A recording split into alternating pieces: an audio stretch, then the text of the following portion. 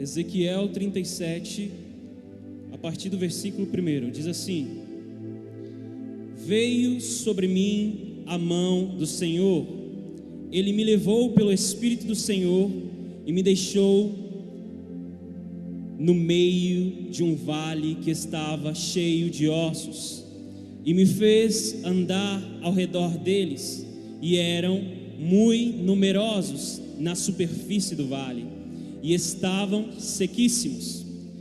Então me perguntou: Filho do homem, acaso poderão reviver estes ossos? Respondi: Senhor Deus, tu o sabes. Disse-me ele: profetiza a estes ossos. E disse-lhes: ossos secos, ouvi a palavra do Senhor. Assim diz o Senhor Deus a estes ossos: eis que farei entrar o Espírito em vós, e vivereis. Porém tendões sobre vós, farei crescer carne sobre vós estenderei pele, e porei em vós o Espírito, e vivereis, e sabereis que eu sou o Senhor. Então profetizei segundo me fora ordenado. Enquanto eu profetizava, houve um ruído, um barulho de ossos que batiam contra ossos e se ajuntavam, cada osso ao seu osso. Olhei e eis que havia tendões sobre eles, e cresceram as carnes, e se estendeu a pele sobre eles, mas não havia neles o Espírito. Então ele me disse: profetiza ao Espírito, profetiza, ó filho do homem. E disse-lhe: assim diz o Senhor: vem dos quatro ventos, ó Espírito, e assopra sobre estes mortos, para que vivam. Profetizei como ele me ordenara, e o Espírito entrou neles, e viveram, e se puseram em pé um exército sobremodo numeroso. Feche os teus olhos. Pai, esta é a tua palavra, fala poderosamente aos nossos corações. Jesus, tu sabes que eu de mim mesmo não tenho absolutamente nada para oferecer. Me coloco na total dependência do teu Santo Espírito. Senhor, que a tua glória possa se manifestar hoje aqui neste lugar, Jesus, porque nós estamos famintos, porque, Pai, desejamos a tua presença. Nós ansiamos, Senhor, nós ansiamos, Pai, pela tua glória, pela tua presença. Então fala aos nossos corações, Deus, fala aos nossos corações, Pai. Amém. Queridos, Ezequiel capítulo 37 é um dos textos mais conhecidos da Bíblia. Com certeza você já ouviu alguma pregação sobre esse texto, mas eu estou aqui para te dizer que a palavra do Senhor, ela se renova a cada manhã. Eu creio que o Senhor vai falar poderosamente ao seu coração. Antes de nós nos aprofundarmos nesse texto, nós precisamos entender o que estava acontecendo com os israelitas no tempo do profeta Ezequiel. A palavra de Deus nos fala que após o reinado de Josias, o reino de Judá se afastou de Deus. Os filhos do rei Josias não seguiram o exemplo do pai, eles se desviaram do caminho do Senhor.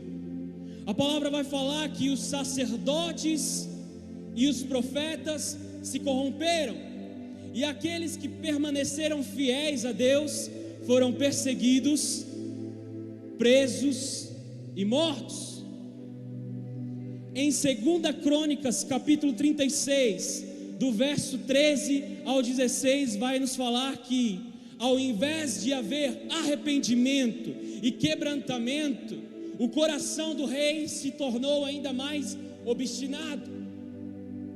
Vai nos falar que o rei Joaquim, quando ele recebeu o rolo que estava com as palavras do Senhor, quando ele recebeu a palavra de Deus, que foi enviada pelo profeta Jeremias, ele, ao invés de se arrepender dos pecados, ele rasgou aquele rolo e o queimou. Ele queimou a palavra de Deus. Houve uma total apostasia dos israelitas, dos judeus. Eles trocaram a glória do Deus imortal por imagens confeccionadas por mãos humanas. O profeta Jeremias, ali no capítulo 5, no verso 30 ao 31, nos diz que horrível coisa se fazia pela terra. Os profetas profetizavam falsamente e os sacerdotes dominavam de mãos dadas junto com eles. Houve uma total corrupção, tanto do rei como dos sacerdotes e profetas. Todo o povo se distanciou, se desviou do caminho do Senhor. Um dos textos mais tristes, na minha opinião, da Bíblia é Jeremias capítulo 5, verso 1, que vai nos falar, que Deus nos diz: procurai pelas ruas de Jerusalém, procurai em suas praças, e vê se encontrais algum homem justo, que busque a verdade, então eu perdoarei os pecados de Jerusalém. Deus, nesse texto, ele faz uma alusão a Gênesis capítulo 18, verso 22 ao 32, quando Abraão intercede por Sodoma, quando Abraão faz uma oração em prol de Sodoma. Ele diz: Senhor, se houverem apenas 10 justos nessa cidade, perdoe os pecados de Sodoma. Deus diz a Abraão: Abraão, por amor aos 10, eu perdoarei. Agora, queridos, aqui em Jeremias capítulo 5, verso 1, Deus diz: se vocês encontrarem apenas um justo, apenas um, eu vou perdoar os pecados de Jerusalém, eu vou perdoar as transgressões de Jerusalém. Mas infelizmente,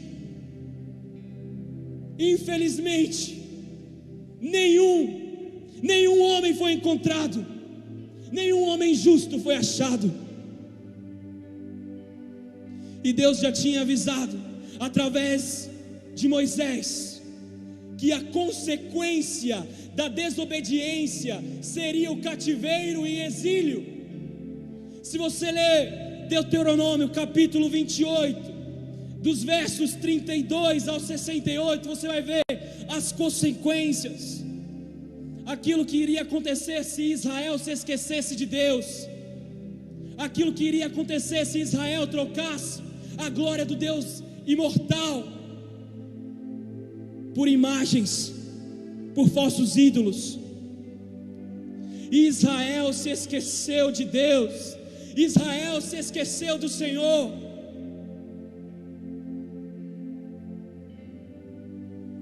Israel se esqueceu de Deus,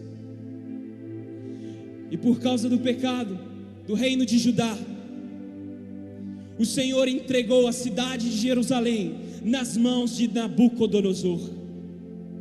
Queridos, todas as vezes que o povo de Deus é derrotado, não é por causa da força do inimigo, não é por causa do poder do inimigo, mas é por causa da fraqueza que o pecado gera.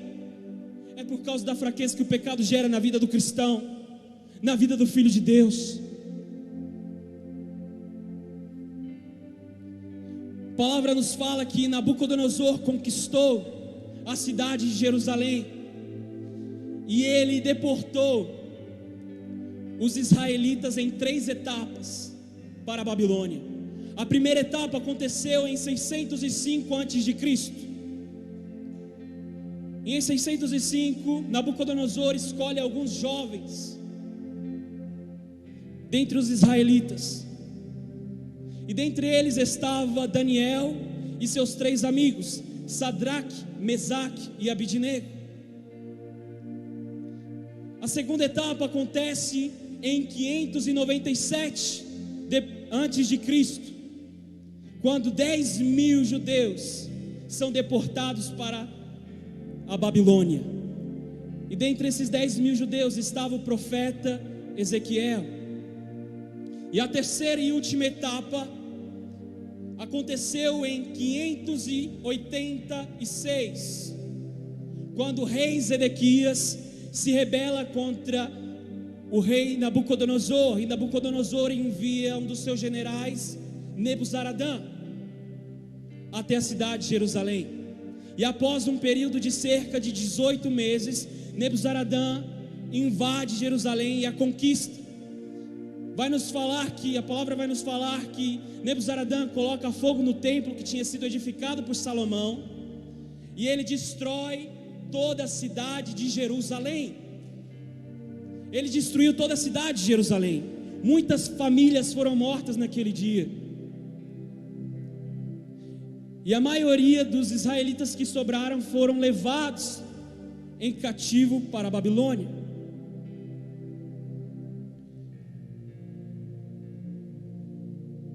Os hebreus, eles estavam com um sentimento de derrota. Eles estavam desesperados, estavam sem esperança. O Salmo 137 nos mostra aquilo que eles estavam sentindo. Salmo 137 diz assim: nas margens dos rios da Babilônia, nós nos assentávamos e chorávamos, lembrando-nos de Sião,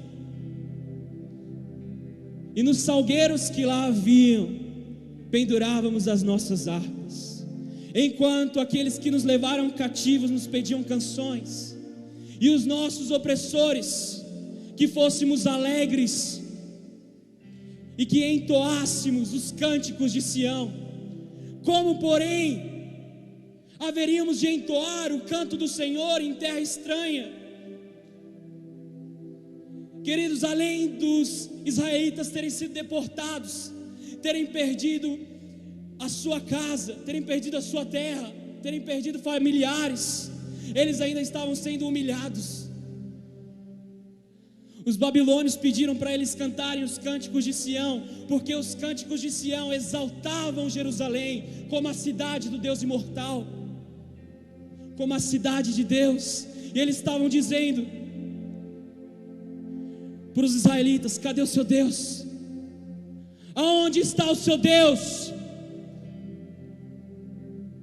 Cadê a sua cidade? Sua cidade foi destruída. E aonde o seu Deus está?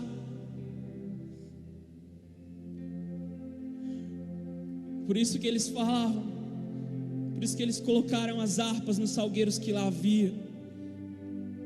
Eles perderam os sonhos, as esperanças, perderam a vontade de cantar, perderam a vontade de adorar. Mas em meio a essa geração que tinha se esquecido do Senhor, Deus levanta um profeta chamado Ezequiel. Ezequiel, ele pertencia à tribo de Levi, vinha da descendência de Arão, ele pertencia a uma família sacerdotal.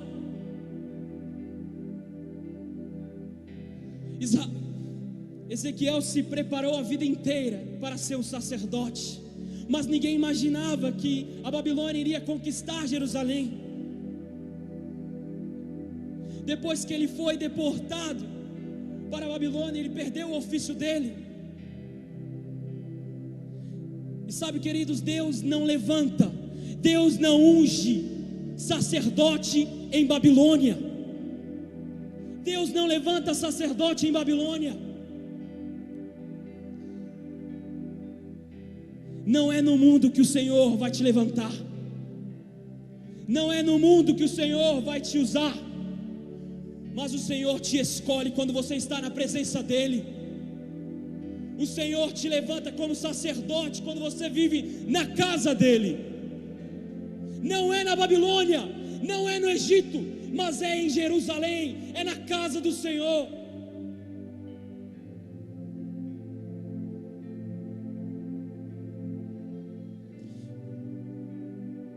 Deus escolhe Ezequiel e o levanta como profeta, como uma voz profética para uma geração corrompida, para uma geração que tinha se esquecido de Deus, para uma geração que tinha apostatado da fé.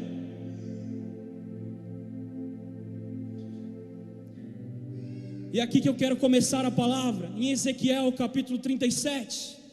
O tema dessa ministração é avivamento no vale de ossos secos. O profeta Ezequiel, ele tem uma visão da parte de Deus.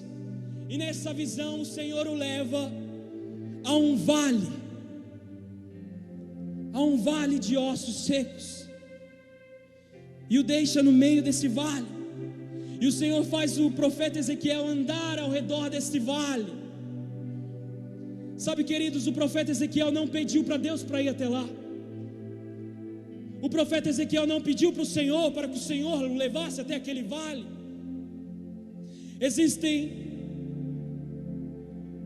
Muitas vezes o Senhor vai nos levar a lugares em que nós não queremos ir. Muitas vezes o Senhor vai nos colocar em lugares onde o cenário é de morte, onde o cenário é de um lugar que não tem esperança, um cenário de caos, um cenário de...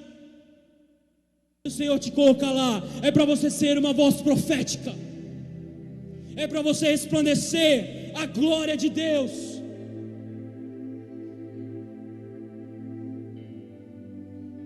O profeta Ezequiel, ele contempla aquele cenário de terror, aquele cenário de caos, aquele cenário de morte. E Deus pergunta para o profeta: porventura estes ossos podem reviver? O profeta respondeu para o Senhor: ó Deus, tu sabes. Se fosse uma pessoa que não tem o Espírito Santo, ela iria responder: não, nunca que esses ossos poderão reviver. Mas uma pessoa que é cheia do Espírito Santo, que conhece o Senhor de perto, sabe que Deus chama à existência as coisas que não existem como se já existissem, que através do poder da palavra de Deus o mundo foi criado, que através da palavra do Senhor tudo se fez. E o Senhor nos ensina a não andarmos por vista, mas andarmos por fé.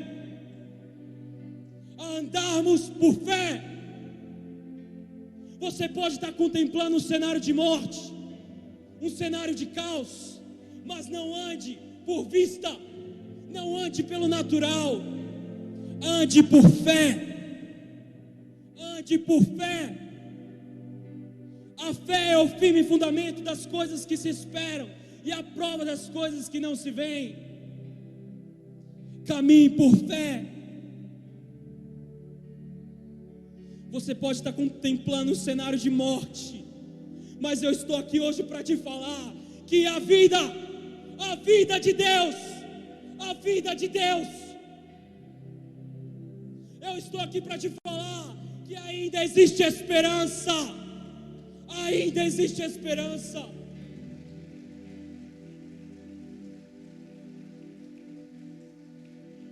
A nossa esperança está em Deus. Eu ainda o louvarei. Posso estar passando por dificuldades, por tribulações, por provas, mas não temerei, pois eu sei que Ele está comigo. Eu sei que Ele está comigo. Você pode estar enfrentando luta, você pode estar passando, queridos, pelo vale da sombra da morte, mas não tenha medo, porque o Senhor, Ele está contigo. Ele não te abandona jamais. Ele não te esqueceu.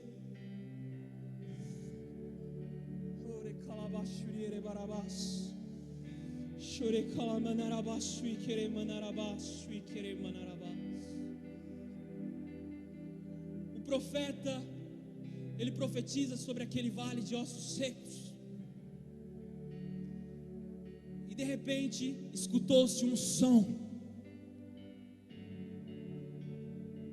Diz assim no verso 7: então profetizei segundo me for ordenado. Enquanto eu profetizava, houve um ruído, um barulho de ossos que batiam contra ossos, e se ajuntavam cada osso ao seu osso. Depois que o profeta Ezequiel profetizou, ele começou a escutar um ruído, começou a escutar um som, e esse é o som do avivamento que Deus está para fazer em nossos dias. É o som do avivamento. E cada osso se juntou ao seu osso.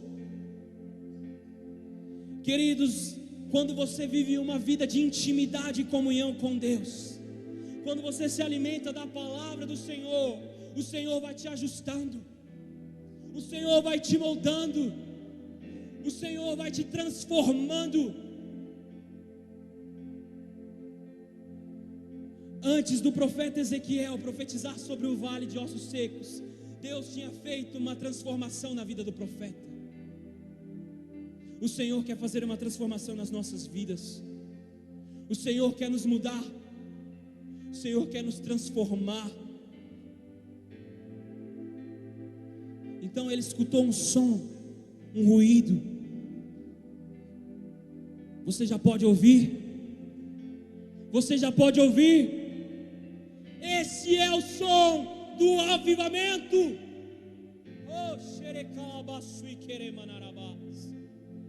Eu creio que o Senhor vai derramar uma glória tal em nossos dias, que nós vamos ver milagres acontecendo diariamente. Em Marcos capítulo 16, verso 17 diz: e esses sinais seguirão os que creem, em meu nome expulsarão demônios, em meu nome falarão novas línguas. Esse é o tempo, queridos, este é o tempo em que o Senhor vai te usar de uma forma extraordinária. Deus vai te usar de uma forma extraordinária. Não fique calado, profetize, profetiza sobre a tua casa, profetiza sobre o seu trabalho, profetiza sobre a sua família, profetiza.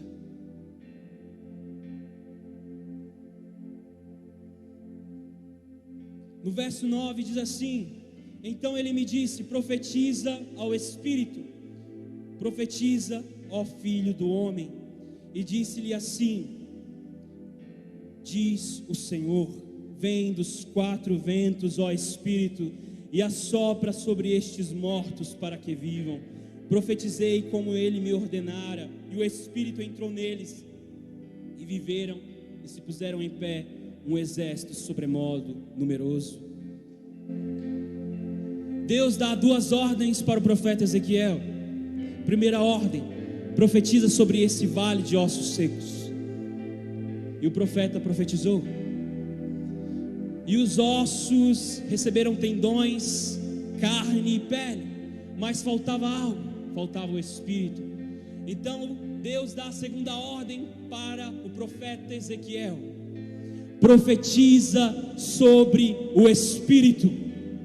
Ei, queridos, está na hora de nós começarmos a profetizar, está na hora de nós começarmos a orar, está na hora de nós começarmos a invocar o Espírito de Yahvé, Ramá, o Espírito de Yahvé, o Espírito do Senhor. Sabe, queridos, não é só você pregar para os homens, falar de Deus para os homens, mas você tem que falar dos homens para Deus. Tem uma vida de oração, uma vida de intimidade, uma vida de comunhão com o Senhor. No verso 11 diz assim: então me disse, filho do homem, estes ossos são toda a casa de Israel. Eis que dizem: os nossos ossos se secaram, e pereceu a nossa esperança, estamos de todo exterminados. Portanto profetiza e disse-lhes: assim diz o Senhor Deus: eis que abrirei a vossa sepultura e vos farei sair dela, ó povo meu, e trarei a terra de Israel. Quantas pessoas não se perderam nessa pandemia? Quantas pessoas não deixaram de adorar a Deus nessa pandemia? O amor de muitos se esfriou. Muitas pessoas agora se encontram como esse vale de ossos secos, se encontram vazias, sem a presença do Espírito Santo, se encontram como a congregação de Israel, que dizia que não tinha mais esperança, que tinha perdido sonhos. Mas o Senhor manda te dizer que Ele vai abrir a vossa sepultura, vai abrir a vossa sepultura. A vida, queridos, a vida, mesmo para aquilo que estava morto, através da palavra de Deus e do seu poder.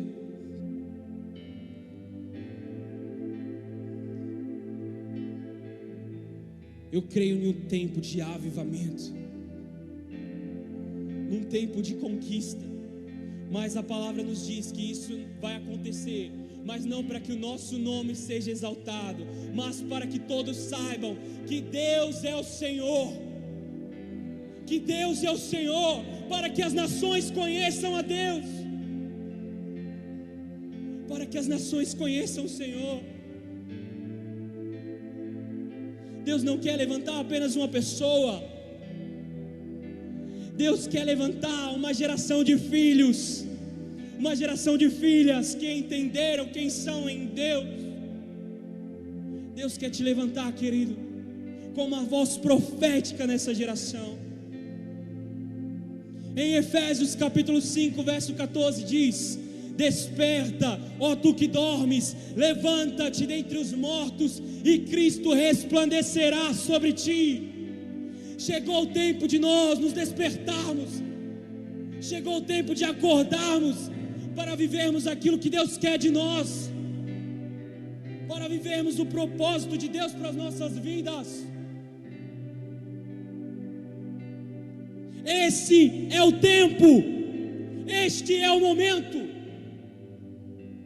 É hoje que o Senhor te chama, é hoje que o Senhor te chama.